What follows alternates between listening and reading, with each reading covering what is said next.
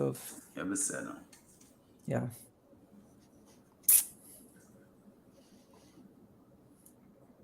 Hi, everybody. We'll just give a couple of minutes for everybody to join us.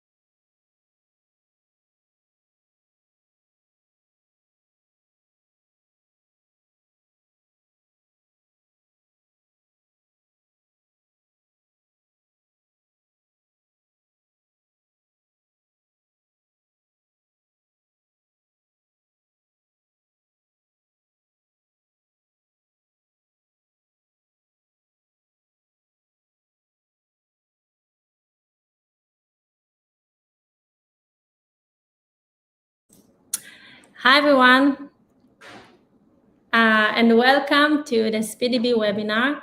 I'm Basmat, and I'm a product manager at Speedb. Today, we are going to introduce the log parser tool for analyzing Speedb and RocksDB log file.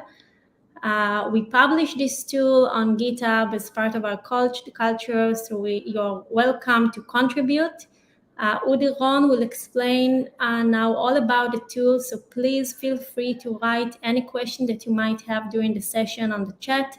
We'll do our best to reply to answer all the questions, but in any case, we'll publish the Q&A on the channel, the log parser channel on our Discord server, so please make sure you're there.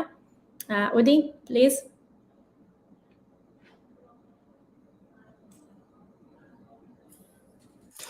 Hello,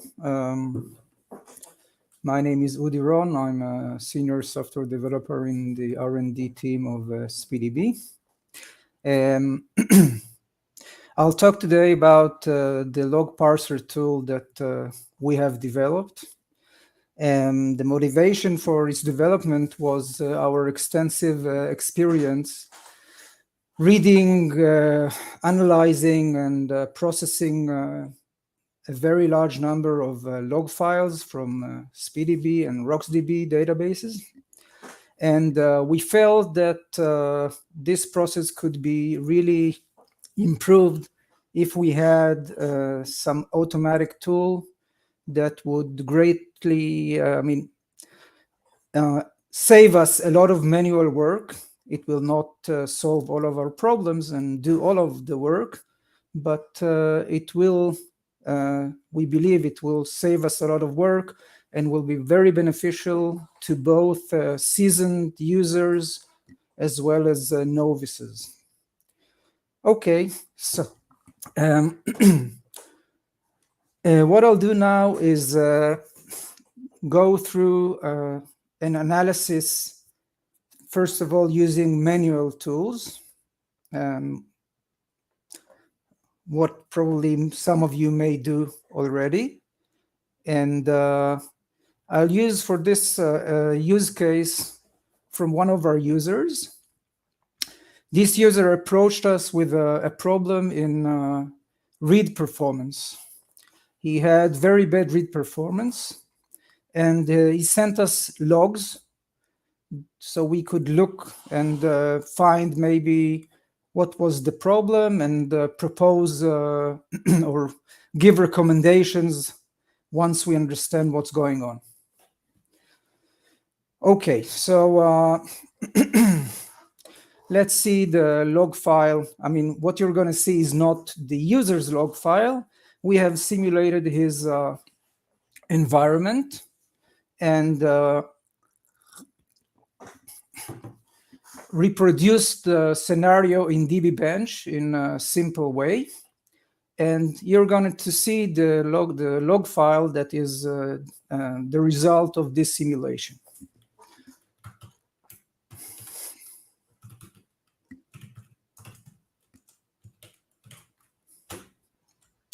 Okay. For those of you who haven't seen RocksDB or Speedb log file, it's really simple. You have the timestamp. It's a local time of your system. You have the process ID issuing the trace, and you have a message. That's basically it. Okay, so we know that the user complained about his read performance. We opened the log file. First of all, let's see what version it is. Okay, it's written here. Woody, we can't see your screen. We see only the slides. Just a second. Sorry. I apologize.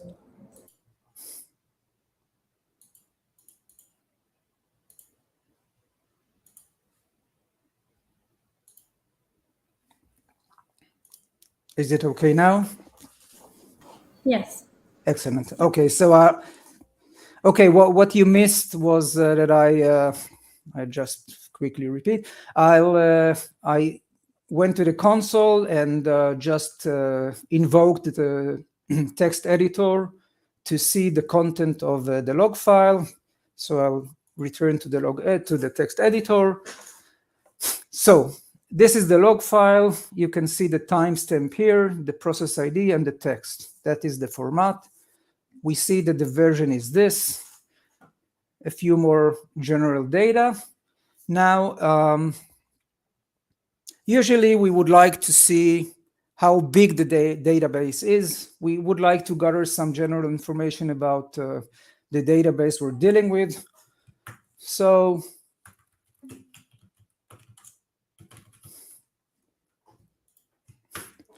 I'll look for this information. Let's see. Oh, here it is. Okay, it's a 14.3 gigabyte database. Okay. What else? How many column families are there? Let's see how I can find that. The options of the database are here. Okay, options for column family default. That's default, so it always exists. Are there any other column families? No. In this case, it's a single column family database. Obviously, you could have a database with many more column families, as many as you wish.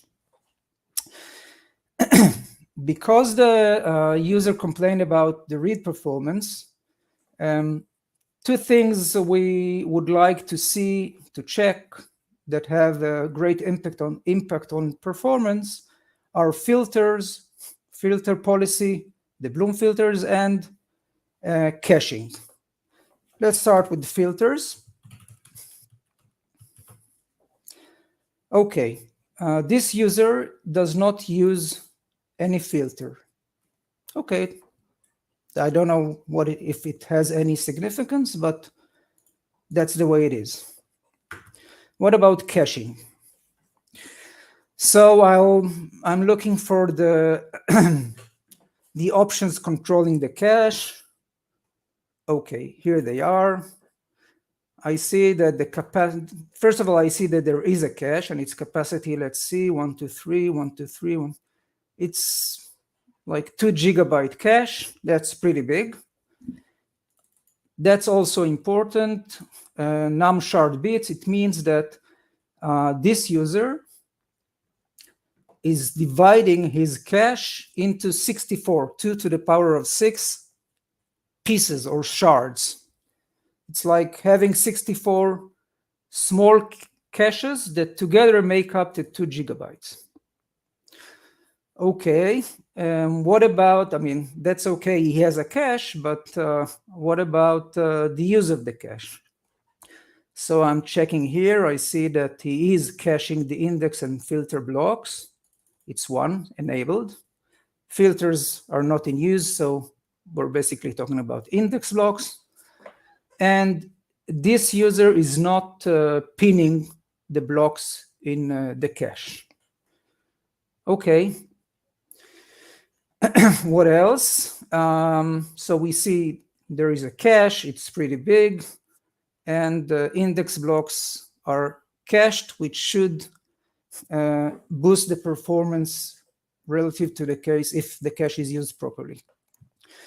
Let's see, maybe I'm lucky and I have statistics. Okay, yeah, there are statistics. So let's check the cache counters because they're available. So I'll go here to the end. Where are the cache counters? Oh, here they are. Okay. So, okay, that doesn't look good. What am I seeing here? These 3 counters, as you can see, filters are 0 because they're not in use. So let's look at the index blocks. These are the counters for the index blocks in the cache. So in this case, what happens is that index blocks were added 2,000, almost 230,000 times to the cache. They were missed that many times and added that many times. What that means is that practically the index blocks are apparently not in the cache for too long. They are evicted every time because the counter is very, very high. There are probably like a few hundred files, SST files. Each SST file has a single index block. So this number means that these blocks are repeatedly read from the disk, inserted into the cache, and then evicted for some reason. I still don't know why. So what it means is that the cache is not doing its job. Reading from disk is a very costly operation, and the whole point of having a read cache is to avoid as much as possible this round trip to the disk. So this is not good. But why? Why are the index blocks not in the cache? We've seen that there is a cache, it's pretty big, 2 GB. What's the problem? So I don't know, maybe the index blocks are big. I don't know. Let's see. Okay, so to check the size of the index blocks, I will search the log file for the event called table file creation. As you can see, there are many such events, and it's a lot of information. It's really hard to read. So I'll filter it some more. Okay, I have extracted just the field that contains the size. Sorry, not this one.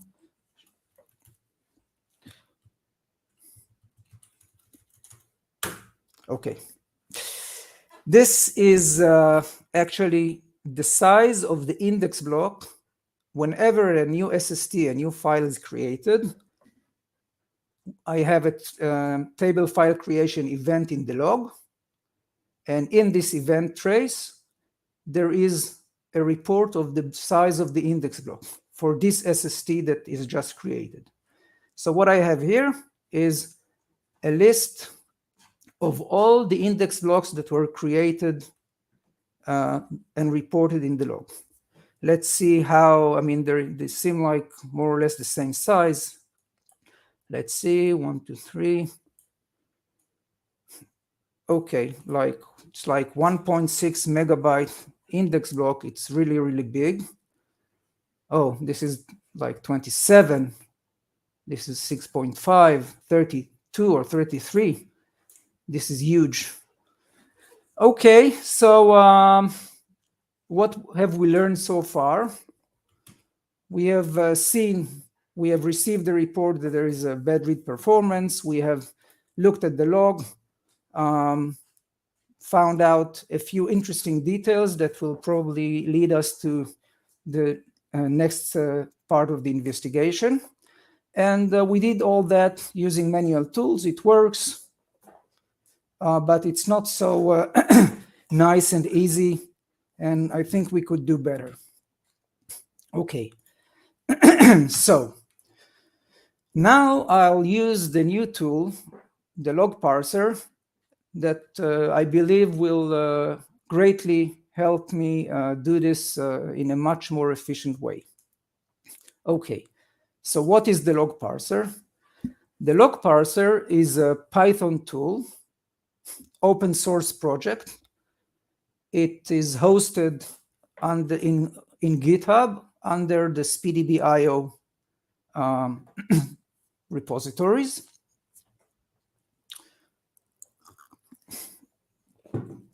So I'll clone it to be able to use it.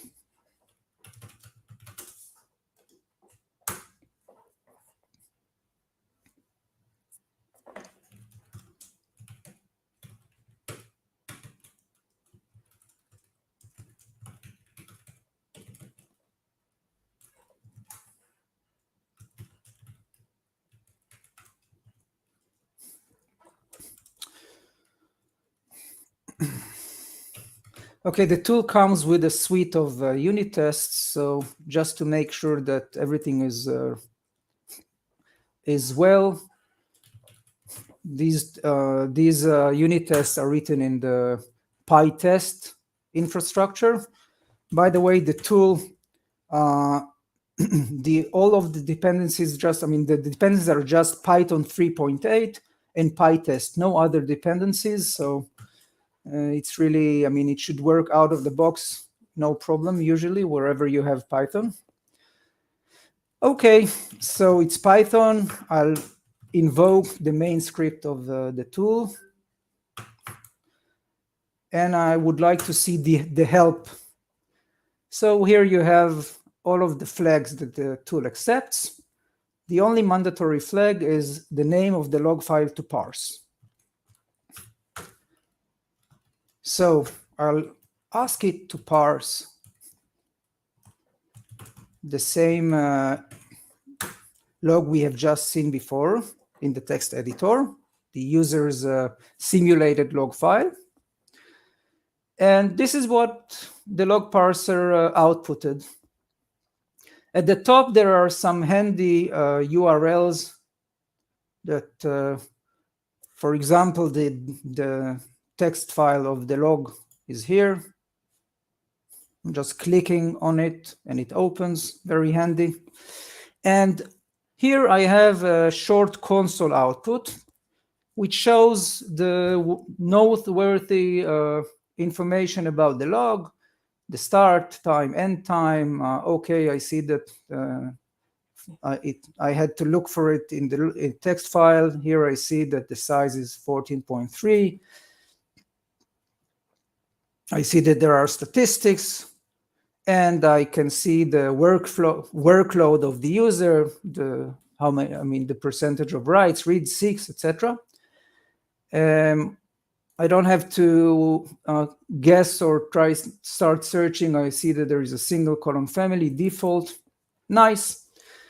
But to really get the most out of the tool, I'll use the -j flag. The -j flag generates a JSON file.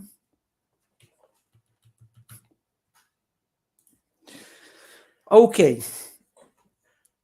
Now, I remind you that we're interested in what we have looked at are mainly read issues, caching, filters, etc. So let's look at the reads.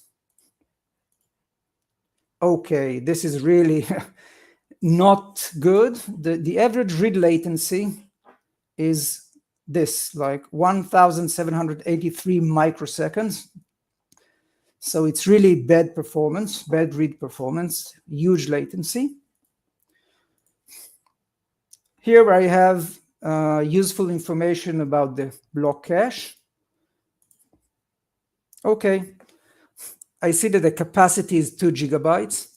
There are 64 shards. Remember, the num shard bits is 6, so 64 shards. So each shard is 32.8 megabytes. It's like, as I've said, it's like having 64 small caches of 32.8 megabytes. Each index block needs to go into one of the shards. So it actually competes for the space of a shard. What do we have here? Okay. If you recall what I did here,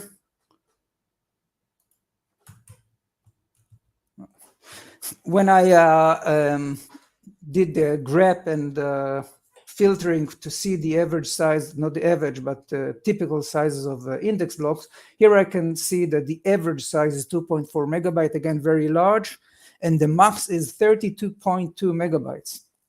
That's huge. As you see, filters are not in use, so filter not in use. Okay, what else? Let's see the, let's see the counters. Okay, here they are, index and index miss, as we've seen in the text file. This is a huge number, which means that apparently index blocks are repeatedly read from disk and evicted for some reason. So this object here gave us easy access to all of the important information regarding the cache. That's really nice, useful. Let's see the options. Under options, I can see all of the options, and something very useful and interesting is this diff object. What does it mean? I'm running version 2.3.0 of Speedb. So the tool compares the options I have configured for the database that we're analyzing with the baseline version. In this case, it's the same version, but it could be a bit behind. And what is the importance of this?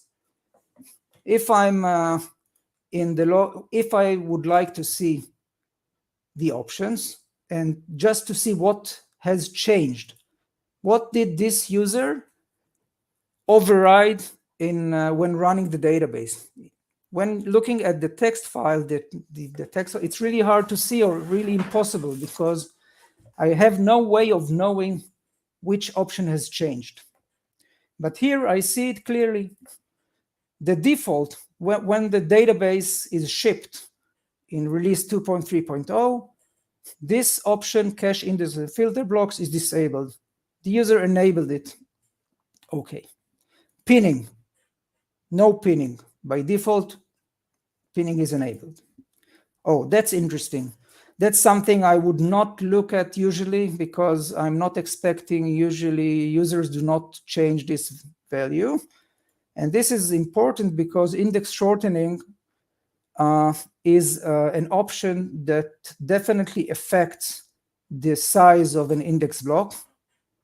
and the index in general. So by default, index shortening is enabled, but this user chose to override it and disable it. So this could very well be a reason for large index blocks. What else? Block cache capacity, nothing interesting here, 6 bits, we know. Okay, just a second, let's look here. Oh, this is also interesting. Also an option I would not expect users to change, but this user has changed it. I would not look in the text file in the editor because I wouldn't expect this. I mean, there are so many options, and it would probably take me a lot of time to check the value of this option. What this means is that the fact that it is 4 and not 1 means that when the database compacts files into a lower level, the size of the files is 4 times bigger than in the previous level. So as you go lower in the levels, the files become bigger and bigger. So this is definitely something that may cause files to be very big. And if the files are big, so index blocks are proportional to the size of the files, so they may become big. And why is all that important? Because the analysis brought us to the conclusion that we suspect the following. We suspect that the index blocks that are read from disk repeatedly and evicted repeatedly, they're just too big for the shard size. So, for example, this index block, it almost occupies the entire shard. So if we want to insert such an index block into the shard, then everything else has to be evicted. And if something else needs to go into the shard, so the block we have worked so hard to read and insert into the cache will itself be evicted. Okay, so to check this assumption, what we did was rerun the simulation, but this time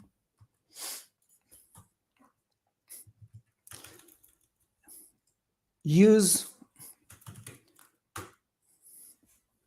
a 4 bits for the number of bits, shard bits. So we have 16 shards. So we have a lot more, I mean, the shards are much bigger. So I have run the tool on the log of the database with the smaller number of shards.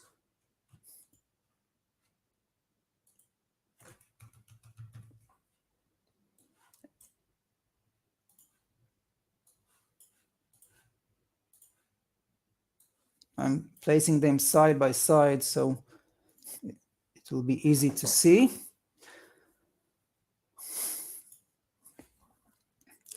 Okay, first of all, let's see if we have achieved something.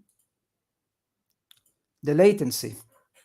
Okay, so this is a lot better.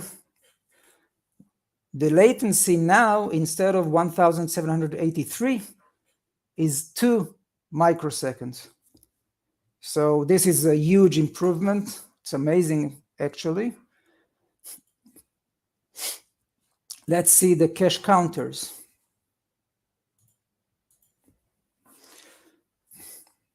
Okay. Oh, this is nice. Why is it nice? Because the number here, 420 misses and 420 additions, is very low. And this means, I think, that what happened here is that when an index block was needed, the database looked it up in the cache. First time it looked it up, it wasn't in the cache. So it read it from the disk, added it to the cache, but then it didn't have to add it again. What that means is that the index block remained in the cache for the entire time. So this is really a very good use of the cache. So you only read the index block once, and thereafter you always found it in the cache, so you do not have to read from the disk. Excellent.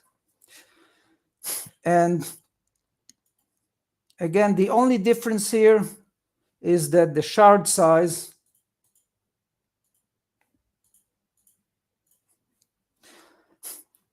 is num shards here 64, 16, and obviously the size of the shards increased by a factor of 4. So to wrap it up, we've seen really fast analysis of a user's problem using the logs. First of all, using manual tools, and then using the new tool, the log parser. And I believe, and I hope that you will too, that this is really helpful and saved me a lot of time and gave me easy access to the information and to the ability to being able to easily detect information that would really be hard to detect without this capability. So this was the demo, and just a few more details that I think you should know. The repo, the log parser repository, GitHub repository, there are issues here. There are already features that we with your help as a community will develop in the future. There is extensive documentation for the tool that is available in our documentation repository. So everything you need to know about the tool or anything that it does or displays, you can find here. It's explained. And whatever you need, if you want to discuss anything, you want to suggest anything, you will have a question, you're invited to join our dedicated log parser Discord channel. So that's it. I hope that you will give it a try and find it useful and let us know what you think. And thank you. Thank you, Udi, and thank you everyone for joining us today. Make sure you're on our Discord server, posting any question that you might have on the log parser channel. We'll upload the recording of this, and also we publish there the questions and answers. So thank you very much.